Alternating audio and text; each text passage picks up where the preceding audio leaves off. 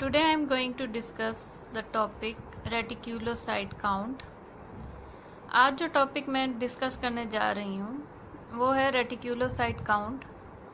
इस टेस्ट को हम कैसे लैब में परफॉर्म करते हैं ये इस वीडियो में आज मैं आपको बताऊंगी।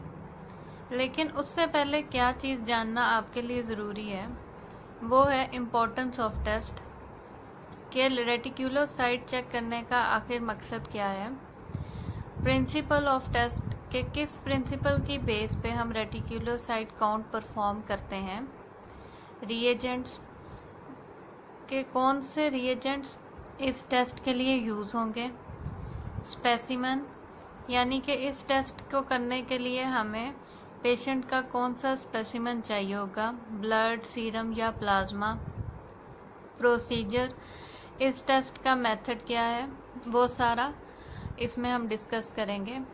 और क्वालिटी कंट्रोल के हम लोग इस टेस्ट में हमें कौन कौन सी चीज़ों को देखना पड़ेगा ताकि सोर्सेज ऑफ एरर को कम से कम रखा जाए और अपने रिज़ल्ट की क्वालिटी को उतना ही इम्प्रूव किया जाए। और एंड पे इंटरप्रिटेशन ऑफ रेटिक्यूलोसाइट काउंट यानी कि नॉर्मल रेंज क्या है और वो कौन सी ऐसी कंडीशन होगी जिसमें रेटिक्यूलोसाइट काउंट ज़्यादा हो जाएगा।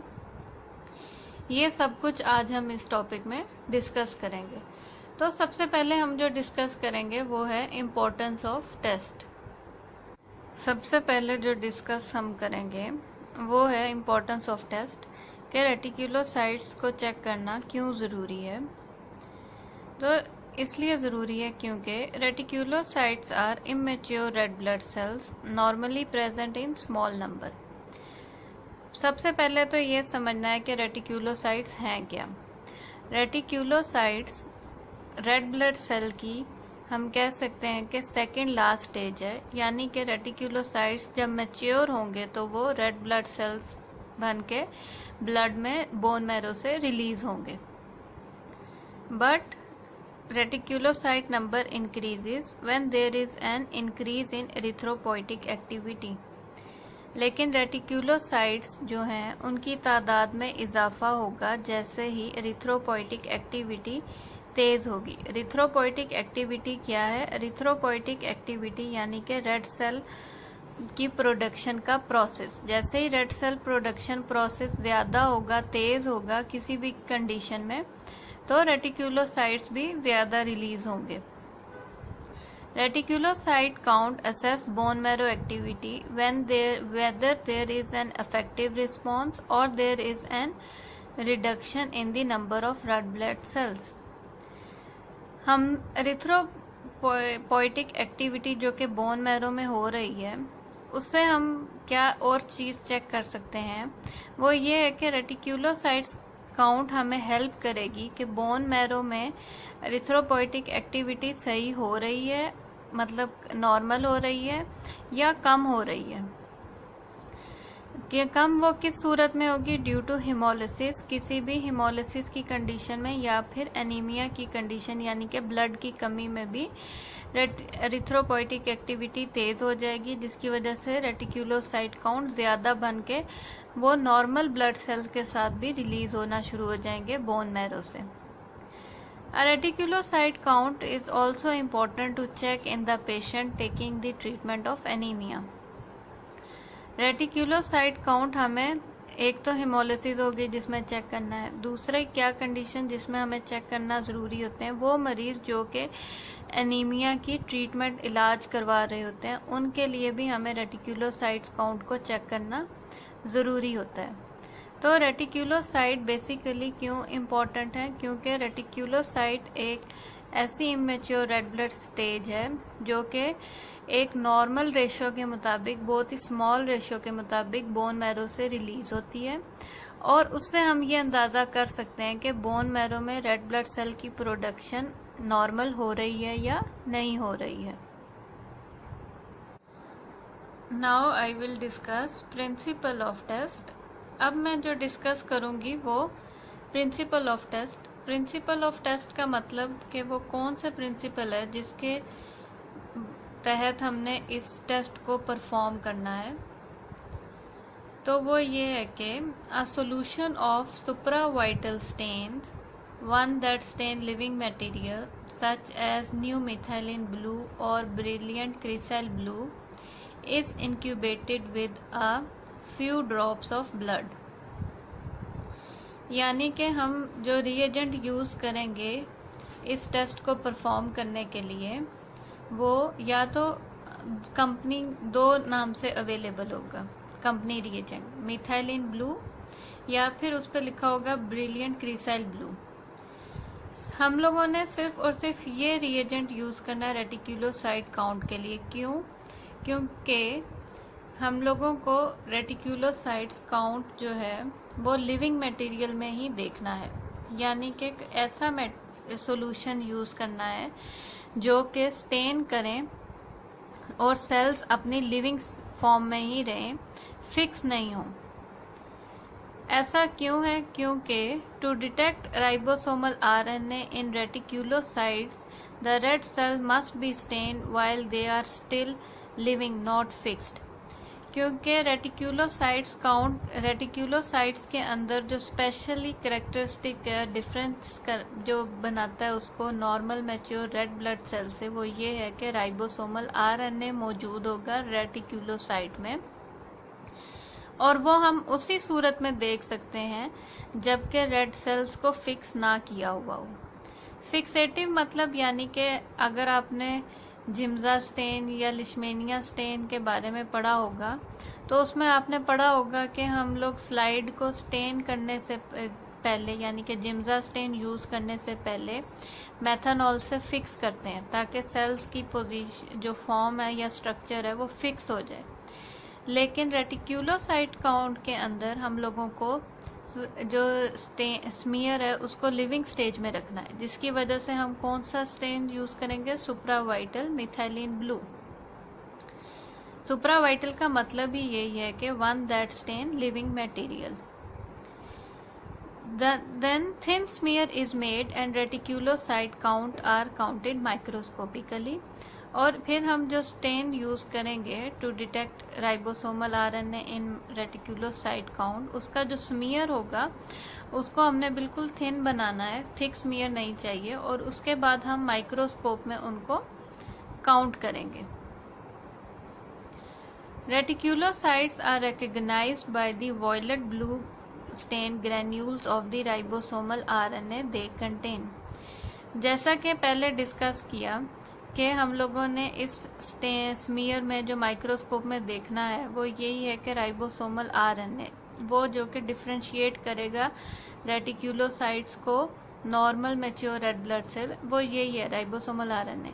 तो जब हम स्टेन ये वाला यूज़ करेंगे तो राइबोसोमल आरएनए जो रेटिक्यूलोसाइट के अंदर मौजूद हैं वो हमें किस कलर में नज़र आएंगे? वो वॉयलेट ब्लू स्टेन ग्रैन्यूल की सूरत में नज़र आएंगे। ये रेटिक्यूलोसाइट्स की पिक्चर्स मैं आपको वीडियो के एंड पे दिखाऊंगी, जिससे आपको रेटिक्यूलोसाइट को रिकॉग्नाइज यानी कि पहचानने में आसानी हो जाएगी। और at the end reticulocyte is expressed in percentage, यानी कि जो हमने रिजल्ट देते हैं रेटिक्यूलोसाइट काउंट का वो परसेंटेज में हम वो रिजल्ट देंगे। इस प्रिंसिपल में जो सबसे इम्पोर्टेंट चीज़ अक्सर वाईवे में भी या एमसीक्यूज में भी पूछी जाती है, सबसे पहले तो आपको इस रिएजेंट का नाम याद रखना है, यानी कि कौन सा रिएजेंट है जो रेटिक्यूलोसाइट काउंट को चेक करने के लिए यूज़ होता है, वो न्यू मिथाइलिन ब्लू और ब्रिलियंट क्रिसाइल ब्लू है। और दूसरा जो इम्पोर्टेंट क्वेश्चन आता है हम रेटिक्यूलोसाइट काउंट के बारे में वो यही आता है कि सुप्रावाइटल स्टेन वो कौन सी ब्लड की काउंटिंग है जिसके अंदर सुप्रावाइटल स्टेन यूज़ होता है।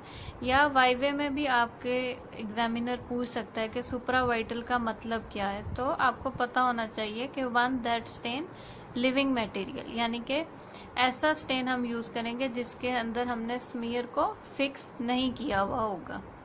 तो ये था principle of test. Now I will discuss the reagent, specimen and test procedure. Reagent जो इस टेस्ट के लिए हम यूज़ करेंगे, जैसा कि हमने प्रिंसिपल में भी डिस्कस किया कि न्यू मिथाइलिन ब्लू और या फिर ब्रिलियंट क्रिसाइल ब्लू रिएजेंट यूज़ होता है रेटिक्यूलोसाइट काउंट के लिए।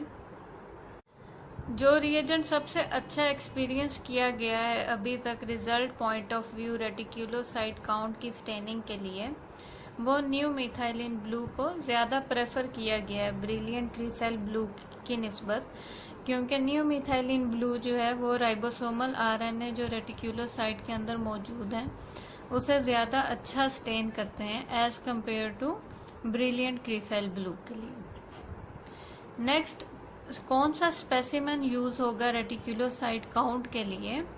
उसके लिए या तो आप well mix anticoagulant EDTA blood use कर सकते हैं, लेकिन अगर पेशेंट चाइल्ड है या 2 साल से छोटा बच्चा है, यानी कि जिसका ब्लड कलेक्ट करना वेन से मुश्किल होगा, तो आप उसके लिए कैपिलरी ब्लड को भी यूज कर सकते हैं। नेक्स्ट जो है वो है टेस्ट प्रोसीजर। ये जो टेस्ट प्रोसीजर मैं आपको बताने जा रही हूँ, ये मैंने मोनिका चीज़ब्रो पार्ट 1 से फॉलो किया है। सबसे अच्छा ये है कि जिस कंपनी का आप रिएजेंट रिसीव कर रहे हैं उसका भी किट लिटरेचर फॉलो करें। लेकिन नॉर्मली ये प्रोसीजर भी हम फॉलो करते हैं, लेकिन लाजमी आप जिस कंपनी का रिएजेंट ले रहे हैं उसके प्रोसीजर को भी एक दफ़ा ज़रूर देखें। इस प्रोसीजर के मुताबिक फर्स्ट स्टेप जो ये है कि filter 2 to 3 drops of stain into small tube और वाइल। 2 to 3 ड्रॉप्स जो स्टेन के हैं उसको अच्छा ये है कि फ़िल्टर कर लें। फ़िल्टर करने का मकसद ये होता है कि जो स्मीयर आप बनाने जा रहे हैं उसको माइक्रोस्कोप में देखेंगे तो अननेसेसरी चीज़ें जो कि स्टेन को ख़राब करती हैं वो फ़िल्टर हो चुकी होंगी। नेक्स्ट ये है कि add about 4 drops of blood and mix well. 4 के ऊपर आपने देखा होगा कि मैंने स्टार का निशान बनाया है। उसका मकसद ये है कि the amount of blood used is not fix. ये फिक्स नहीं है कि आपने 4 ड्रॉप्स ही यूज करने हैं। Use at least twice the volume of blood to stain if patient is severely anaemic. Reticulocyte count check करने से पहले अच्छा होता है कि अगर आप पेशेंट की हीमोग्लोबिन को लाजमी चेक करें और RBC काउंट, यानी कि कंप्लीट ब्लड सेल पिक्चर सबसे अच्छी है, लेकिन HB हीमोग्लोबिन का चेक करना लाजमी है। अगर तो हीमोग्लोबिन 8 या 6 से लो है तो आप कोशिश करें अपनी ब्लड की क्वांटिटी को डबल कर लें, ताकि रेड ब्लड सेल, जैसा कि अगर एनीमिया होगा तो रेड सेल काउंट काफ़ी लो होगी तो माइक्रोस्कोप में भी फिर आपको रेटिक्यूलोसाइट फाउंड करने में उतनी मुश्किल होगी। तो उससे अच्छा है कि आप अपने ब्लड की क्वांटिटी को डबल कर लें। Number 3, incubate at room temperature for 20 minutes or 10 to 15 minutes at 35 to 37 degree centigrade. जो सस्पेंशन आपने मिक्स करनी है ब्लड की मिथाइलिन ब्लू रिएजेंट के साथ, उसको अगर तो रूम टेम्परेचर इतना है कि अगर आपको लगता है कि ये 35 से 37 के दरमियान होगा तो उसको रूम टेम्परेचर पे रहने दें। अगर रूम में कूलिंग लैब में ज़्यादा है तो वाटर बाथ यूज़ करें एट 37 डिग्री सेंटीग्रेड तक, और वाटर बाथ में एटलीस्ट 10 से 15 मिनट्स रखें। वाटर बाथ में इसलिए रखना है ताकि एवेपोरेशन को रोका जा सके। Step number 4, mix gently to resuspend and transfer a drop of stained blood to each of 2 slides, spread to make thin smear and let it dry by air। जो सस्पेंशन हमने 10 से 15 मिनट्स के लिए room temperature में रखी थी, slide बनाने से पहले उसको अच्छी तरह एक दफ़ा मिक्स कर लें ताकि जो ब्लड सेल्स हैं वो अच्छी तरह दोबारा रिएजेंट के साथ मिक्स हो जाएं। उसके बाद 2 ड्रॉप 2 स्लाइड्स पर डालें और उस बिल्कुल जैसे हम थिन स्मीयर मलेरिया के लिए बनाते हैं, सेम थिन स्मीयर आपने ड्रॉ करना है रेटिक्यूलोसाइट काउंट के लिए, और लेट इट एयर ड्राई आप उसको करें। लेकिन कोशिश करें कि वो एयर ड्राई तो, लेकिन स्मीयर को आप किसी चीज़ से कवर रखें ताकि कोई इंसेक्ट बाइट या इस तरह की चीज़ से स्मीयर ख़राब ना हो। Step number 5, count the reticulocytes microscopically. Use the 10x objective to check distribution of red cells and then select an area where the red cells can be seen individually Add a drop of immersion oil and examine using oil immersion objective. अब जबकि वो smear dry हो गया है तो उसको आप microscope में, वो रेडी है कि माइक्रोस्कोप में उसकी काउंट की जा सके। सबसे पहले आप 10x से की पावर यूज़ करते वक्त यूज़ करके सबसे पहले आप वो एरिया चूज़ करें जहाँ पे रेड सेल्स की डिस्ट्रीब्यूशन है। टेल साइड के करीब यानी कि बिल्कुल हेड को अगर आप चूज़ करेंगे तो उधर रेड सेल्स बिल्कुल इकट्ठे हुए होंगे, जिससे आपको रेटिक्यूलोसाइट काउंट ढूंढने में मुश्किल होगी। इसलिए ऐसा एरिया चूज़ करना है जिसमें आपको हर रेड सेल अलग-अलग दिखाई दे, तो उसके अंदर रेटिक्यूलोसाइट काउंट करना आसानी होगी। वो एरिया चूज़ करके आप सबसे पहले उधर ऑयल इमर्शन ऑयल जो मिलता है मार्केट में, सीडार वुड ऑयल या जो भी आपके पास अवेलेबल है, उसका एक ड्रॉप आप स्लाइड पे डालें और 100x पावर जो है वो ऑयल इमर्शन ऑब्जेक्टिव है, वो ऑब्जेक्टिव यूज़ करके आप रेटिक्यूलोसाइट काउंट कर सकते हैं। स्टेप नंबर 6 जो है वो ये है कि count systemically consecutive fields 500 red cells, 1000 if there are few reticulocytes, noting the number that are reticulocytes and calculate the percentage of reticulocytes. जब आप एक एरिया चूज कर लेंगे जिसमें आपको लग रहा है कि अब आरबीसी इंडिविजुअल नज़र आ रहे हैं, तो उस एरिया के से फिर आप एक कंजक्टिव काउंटिंग स्टार्ट करेंगे। एक आप चूज करें ऐसा एरिया जिसमें आपको 500 आरबीसीज नज़र आ रहे हैं और उसमें आप रेटिक्यूलोसाइट काउंट करें। लेकिन अगर आपको रेटिक्यूलोसाइट काउंट नहीं मिल रहा या बहुत कम है, तो आप 1000 आरबीसी की रेशो को चूज करें और उनमें से काउंट करें कि कितने आरबीसीज हैं। उसके बाद कैसे वो कैलकुलेट करना है रेटिक्यूलोसाइट काउंट को, उसका मेथड अब मैं आपको बताती हूँ। How to calculate percentage of reticulocyte. Reticulocyte की परसेंटेज कैसे कैलकुलेट करनी है वो इस तरह है कि यूजिंग हैंड टैली और WBC differential counter, count total of 500 RBC and note on the paper number of reticulocyte count. WBC differential counter या हैंड टैली काउंटर नॉर्मली हर लैब में होता है, या WBC डिफरेंशियल काउंटर तो हर लैब में ही है। तो उससे आपने क्या करना है कि आपने 500 आरबीसी को काउंट करते जाना है। लेकिन जैसे जैसे आपको 500 आरबीसी काउंट आप कर रहे हैं, उसमें आपको आरबीसी रेटिक्यूलोसाइट काउंट अगर नज़र आता है तो आप उसको एक पेपर पे नोट कर लें। उसके बाद multiply the number of reticulocyte counted by 2।